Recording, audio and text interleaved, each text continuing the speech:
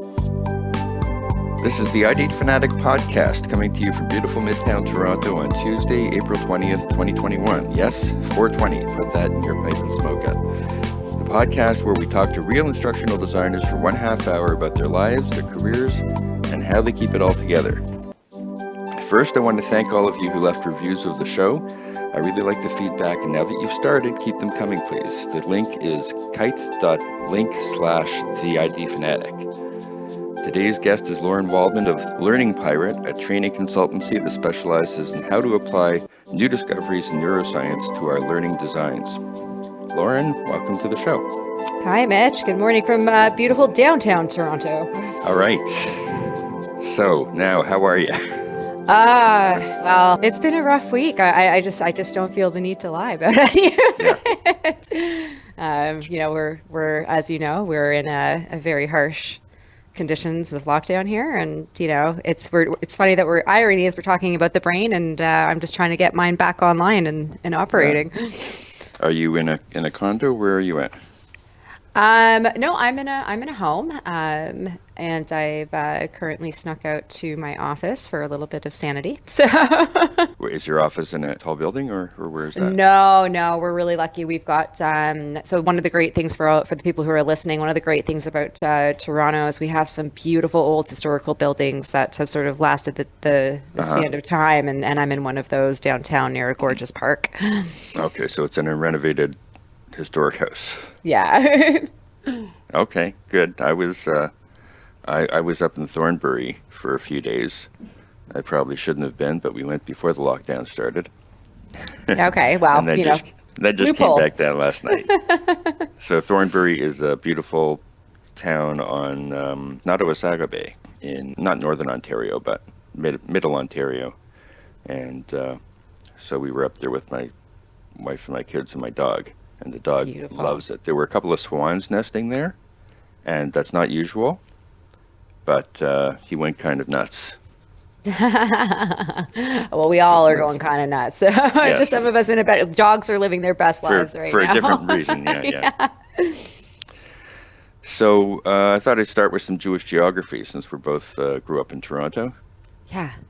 And so where did you grow up? So I grew up, family-owned business right downtown. It's Peter and Spadina, which is right in the heart of the fashion district. Oh my! You know what? Yeah. And in the 80s, I was living there. I was living on Richmond. Yeah. Right near Peter. There you go. You probably across from the club. There's a big. I don't know if it's a club anymore. There was a huge club on the corner. Oh, that whole corner used to be full of life and entertainment. Wow. I blame millennials for taking that away. So were you above a store? No. So our home was, more midtown, and then their office was downtown, and we were there pretty much all the time. So little 5-year-old Lauren was learning street sense, walking around downtown Toronto. What kind of business did your parents have? So my parents had lots of businesses, but the one that was down here they were in fashion. They were in swimwear imports. So, yeah, young me in the 80s grew up around swimsuit models with very big hair and. Wow. Yeah. We lived, I guess it would be closer to Uptown, so sort of on the border of North York and Thornhill, the 905. Yeah. And then they crossed us over from the 416 to the 905. My parents grew up in around Brunswick and Harvard. Okay. And, I spent a lot of my youth down there as well. I don't know. That's a great area. Just my favorite part of town. Oh no, that's a great area. Beautiful old homes there too. All right, so if anybody's visiting Toronto, that's Brunswick and Harvard. Yes, and we're open for tours. Yeah. Okay, according to your LinkedIn profile, you got your degree in English Lit at the University of Waterloo. And while you were still there, you were already teaching English as a second language and doing some other things for the TESOL school that you worked for. It seems like your passion for teaching started early. I think my passion for teaching started when I was, 5, and I would take over kindergarten because I had a very strong love and I guess an aptitude for music. So I would sit and play the piano. I was very famous back then playing the theme song of Sesame Street for, for all my little friends. That's pretty good, actually. Thank you. Thank you. That's pretty good for a 5-year-old. Yeah. Yeah, so I know I was pretty. I think growing up in an entrepreneurial family, it just it hit me. It got into my system pretty quickly. So, teaching by the time I was 5 and started my first business around the same time. So, what do you mean? So back in the day, I'm dating myself, but back in the day, stickers were all of the rage. So, when you were young, you had a sticker album and you trade them and whatnot. And it just so happened that my uncle was the owner of the most popular and famous sticker company at the time, Sandy Line Stickers. So I would go to the factory and he would load me up and I would sit in the window at recess and sell stickers for candy money. Oh my goodness. Yeah. So I've always had the spirit of an entrepreneur, apparently. My goodness. Yeah, for sure. And you enjoyed school, I presume. So that was my question. You went to Seneca for adult education? Yeah, I figured, by teaching? then I'd been teaching by the time I went to Seneca, I'd already been teaching for several years because I moved to Japan. I think, this kind of ties into the pirate in me, but I've been traveling since I was legal to have a passport and leave. And so you were teaching English in Japan? I was teaching English in Japan, but I was writing. I was a writer at the time as well, and I was throwing parties and events because I was in my 20s, and I still had that going for me. So I was doing a lot of things, but the teaching really started, and what sort of set me on the trajectory of where I'm at today. It all started in Tokyo. And then how'd you get to Australia? Well, I was in Australia working with a boutique insurance company as their training manager. You just happened to get it. You applied for a job. It happened to be there? Yeah, there was a need, and I had a partner who I was going to go meet over there, and I said, all right, well, let's go. We've got a man, we've got a job, we've got friends, and yeah, I suspected the partner thing. that often is a good reason for a big move. Well, before then I'd already moved like several times before, so it was just a great reason to go to Australia. And then once I left Australia, I then started working for the cruise ships, Caribbean Cruise Line. So I was the onboard training officer, and my ship took me right back to Australia. Did the Alaskan tour. Yeah, the Alaskan tour, and then over to Australia during the winter seasons here. Do you still travel a lot, or did you get it out of your system? Oh, no. I mean, it's constant with me. I mean, until pandemic hit, it was constant. So, yeah, no, I've been traveling even right up to the last stage I was on was in Prague, February, just before the pandemic hit. I missed my Prague days. I've got a friend who lived there for a few years in the late 90s when the wall fell. But I intended to go, but never made it. Beautiful city. In the adult education and staff training was the Seneca thing. Did they specifically cover instructional design there? I think they tried. I think, that was several years ago, and I think that there was still gaps in the way that, instructional design and learning design was taken. So, even in the title, it's training, right? And training to me is something very different from learning design. So it was still behind. How did you get your instructional design training? Well, I think, I on the job. started off as a teacher, right? So, you kind of learn from the, as a lesson planner, you sort of get your basis and your ground knowledge there. But then it was more, I was, especially in Japan, I was working with such a diversity of students. And when I started transitioning into the corporate clients, that's when sort of everything changed, because I was working with, very prominent people within BMW and Tokyo Disneyland and the airlines, and that's when I started to shift into the more, okay, this isn't just lesson planning anymore. These people really need to learn for professional purposes. So then it became, okay, how do we really understand what learning is and what design is? And intuitively it came to me, but it wasn't until much later. I mean, I did my CTDB with what was formerly the Canadian Society for Training and Development. And I just started building building my knowledge and building my credentials. But I think I was doing a lot of what I was doing now very intuitively without knowing what it was or why I was doing it. I've heard you say in some other podcasts that you were sort of dissatisfied with, I don't know if it was the work you were doing or the work you were seeing done in training and development that made you want to take a deeper dive into how learning works. Yeah. So I've been wondering, was there any specific incident that sort of was your turning point? I think it was an accumulation. There wasn't just one specific incident. I think, from organization to organization that I went to and, the contracts that I was doing, it was more the fact that I started to see a very large disconnect in the expectations of what people were expected to learn, how fast they could do it, and then translating that into implementation.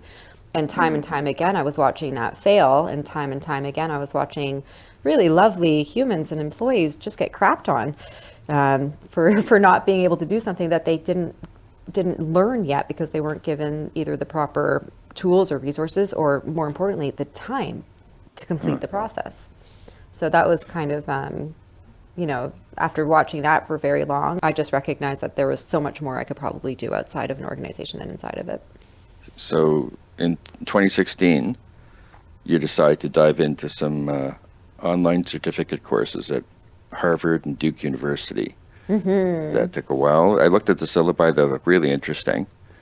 Yeah, I had no idea there were such things online. It's really, it looks pretty in depth. Are those virtual instructor-led training, or was it more independent? Those are independent. Yeah, those were asynchronous. But I'm very keen when it comes to my own learning, and so I was already bothering and harassing the professors and reaching out to the schools. And the moment that I sort of got a taste of the sciences, I realized very quickly how incredibly important this was going to be. And it was also an incredibly challenging learning experience for myself. Yeah. You didn't have the kind of background in that sort of thing before. Not even close. Not even close. So it was, I think it's interesting because looking back on that experience, it really did help me to understand the process of going through it myself. And it was really hard. But then as my knowledge about the brain started to grow, I could understand why that process was so challenging and why what was working with me and what was working against me in my own brain while I was trying to learn. So how well were those courses structured? Not great. It was your very standardized online learning and videos and, end of module quizzes. And, they weren't structured very well, but the content. So the first one that Harvard did, which was the Foundations of Neuroscience, when I did it, it was exceptionally difficult. They got very highly scientific, and they must have gotten a lot of feedback from people who were just like, hey, this is too hard. And they wound up changing, and it made it a lot easier. So I'm grateful that I went through the harder version of it to really go through the struggles of learning that I did. And then the second course was much more delightful because, you get into case studies and, you really start to understand what happens, not when the brain is working right, but when it's working wrong. And, that's, devastating case studies about strokes and aphasia and phantom limbs, all the things, but phenomenal to get to know the brain on that level. Now, I have a couple of questions to ask about applying neuroscience to training, since that's your chosen field. I mentioned, and just to let our listeners know, I have a Bachelor of Science in Cognitive Science from the University of Toronto. I went back to school in my 50s. How's that for continuing education? Love it. And something you said in other interviews is for corporate training departments is to realize that we're never, or most of us are never taught how to learn. Is that right? Yeah, that's correct. So I don't want to misunderstand. Do you mean from that we need to teach our students how to learn? Absolutely. We need to teach our teachers how to learn first, but then they can transfer it over. But it's something that we were never fundamentally taught. It's really, I think, a condition of the educational system that has been in place for well over 100 years. But based on what we know about learning and neuroscience, it seems that learning is the most natural, universal thing that we do. Babies learn as soon as they open their eyes or even before they exit the womb. Our experiences and sensation are what shape us, in a dynamical system sort of way to develop our worldview and our concept and our understanding of what things are. So I would think that the idea of putting neuroscience to instructional design would be to take advantage of how humans learn because they already know how to learn, and then arrange our designs to support that. So when it comes to, when we're looking at cognitive neuroscience, or, yes, are we all inherently born learners? Absolutely. But we lose, when we're a child and we're learning, we're not necessarily, we're doing it by trial and error a lot. We don't have the logical parts of our brains to be able to tap into to do it more intentionally and logically. And as we get older, I think that's the part that we're missing, is that we don't necessarily, we take for granted the fact that we think that we can just learn, which we can.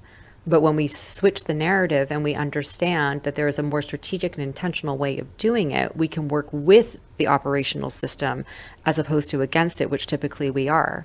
You also talk about, the difference between logic and emotion.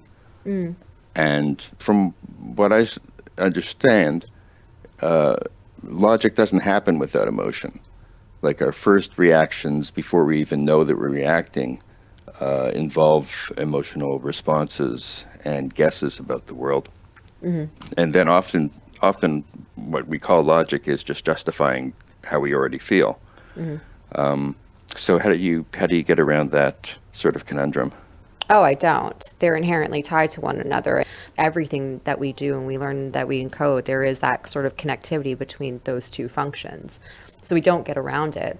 But I think that when I say logically, I'm saying sort of in our methodologies and our intentionality of using what we know from the functional areas and then pairing them with the methodologies. That's what I'm referring to when I'm saying tapping into sort of a more logical and intentional way of going about learning and design.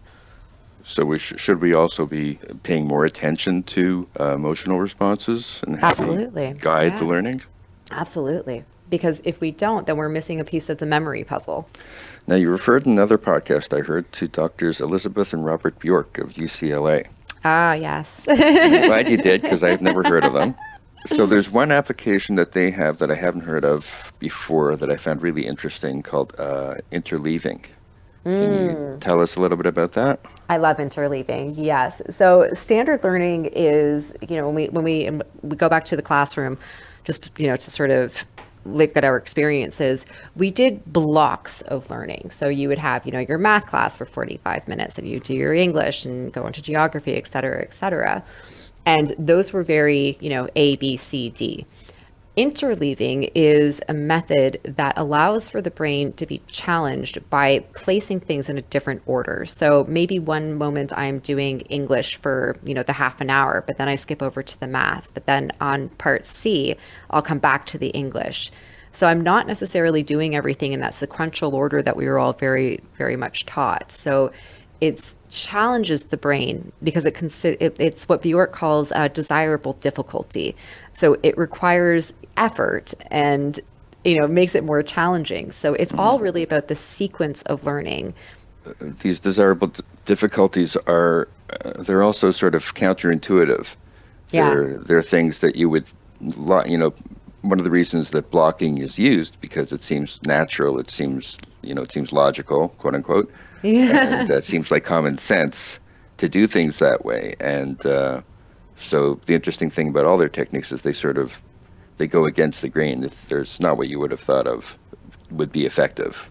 And the funny thing is that's why they are so effective, is because we're challenging ourselves in different ways and we're challenging our brains to sort of network and look at things in a different, in something that is not as, common to us. So that's what I'm saying. When you grow up in a standardized educational system and, you sort of learn that way for 20 years of your life, then going back and saying, okay, I think this is one of the challenges with learning as an adult as well, is our behaviors and our beliefs around the processes get in our own way. So that when we want to go and challenge ourselves and be doing something different, the brain loves its current state. it doesn't want to be bothered. It's just like, I'm good.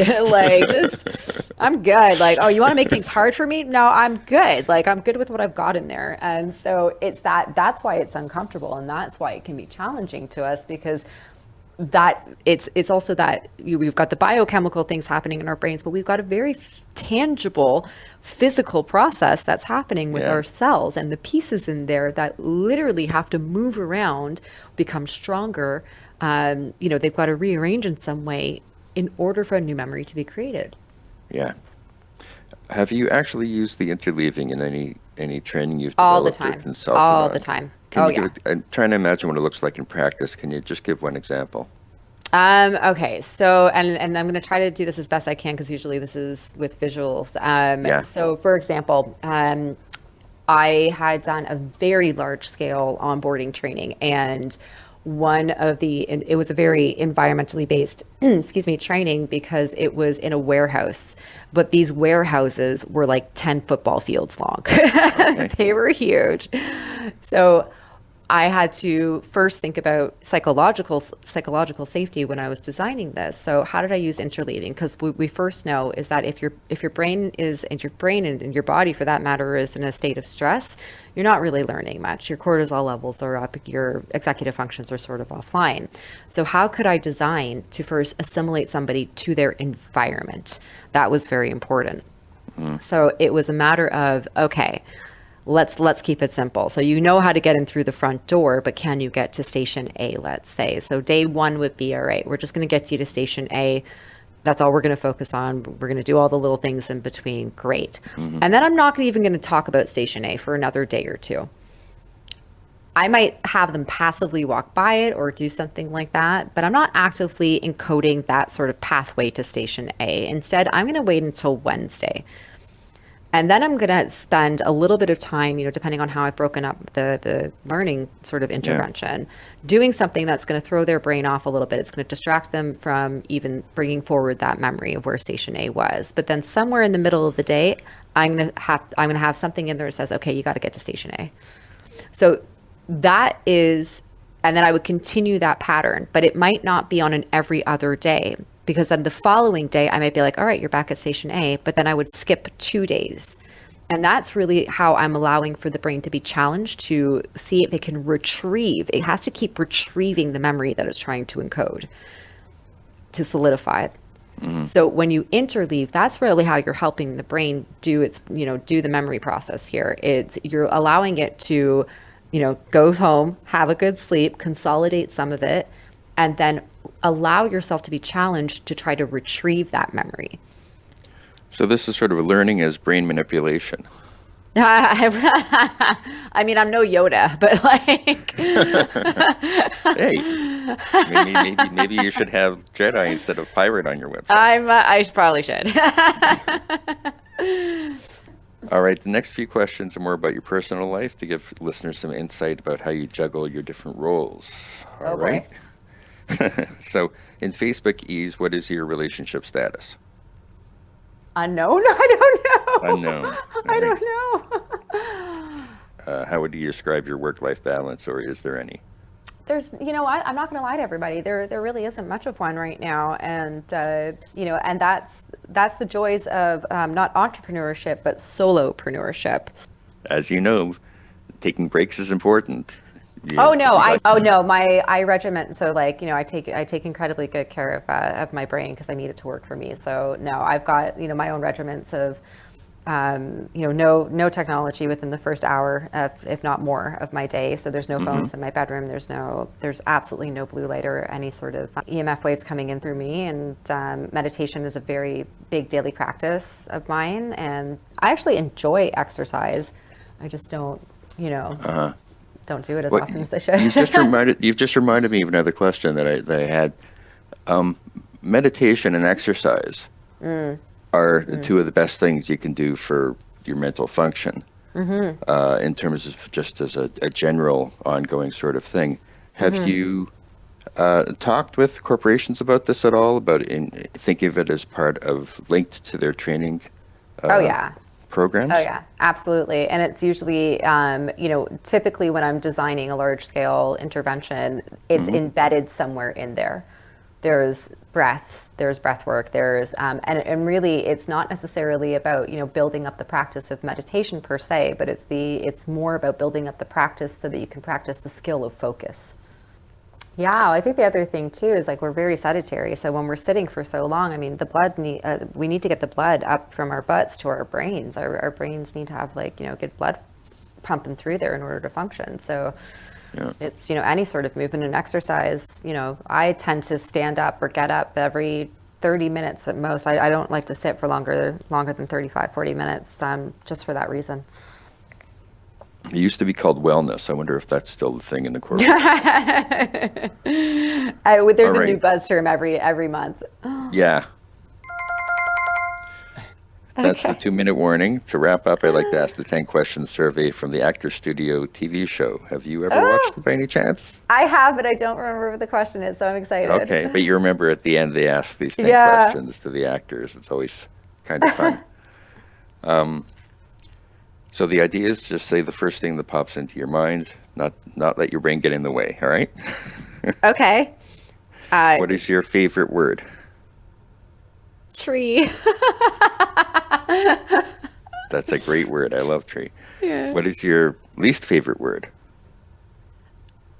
Oh, asshole. Good. What turns you on creatively, spiritually, or emotionally? Ooh, intellect. And what turns you off? Ignorance. What is your favorite curse word? Fuckery. And what sound or noise do you love? Yar. Oh, yes. So explain that. You're going to have to explain that one. So that's on your website, it says you are really ready. How did you come up with that? Yar is the war cry of learning for me, and it's the ideology behind learning pirate. And it was a word that I had said long before learning pirate ever came up. But basically, it was that first exam, the first certificate that I got from Harvard. When I passed, this massive yar came out of my mouth, and I just kind of sat there silently and go, what does that mean? That must mean something. And just in that moment, it was like, Lauren, oh my gosh, you are really ready. You're really ready. You know this. Go teach other people this. And I was like, yeah. And then it's a really positive, positive mindset sort of thing. Oh yeah, anybody who gets to know me eventually winds up yarring themselves. I guess that's the mirror neurons taking over, but I do yar a lot. All right, what sound or noise do you hate? Oh, the sound of someone crunching ice. What profession other than your own would you like to attempt? Oh, that's a good one. Quantum physicist. I know that's super nerdy. Yeah. What profession would you not like to do? That's a good one. Dentist. Had an experience with that when I was younger.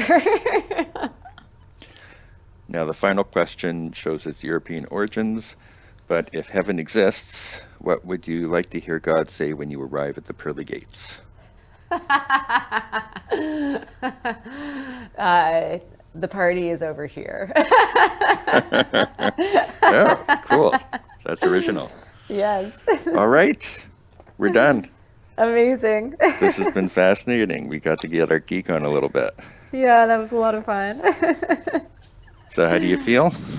I feel great. I do. It was a great way to get a boost of serotonin at the end with those questions. That's great. Good. All right. Glad you enjoyed it. I did. The ID Fanatic drops every Tuesday at noon Eastern Time. I hope you're inspired to subscribe and write a review. Good, bad, or ugly, let me know what you think. That link again is kite.link/The ID Fanatic. To get notices of upcoming episodes, you can sign up at theidfanatic.com. You'll also get a free gift of my instructional design cheat sheet. You can contact me, Mitch Moldofsky, on LinkedIn, and I hope that you and yours have a totally awesome week. Bye, bye, bye.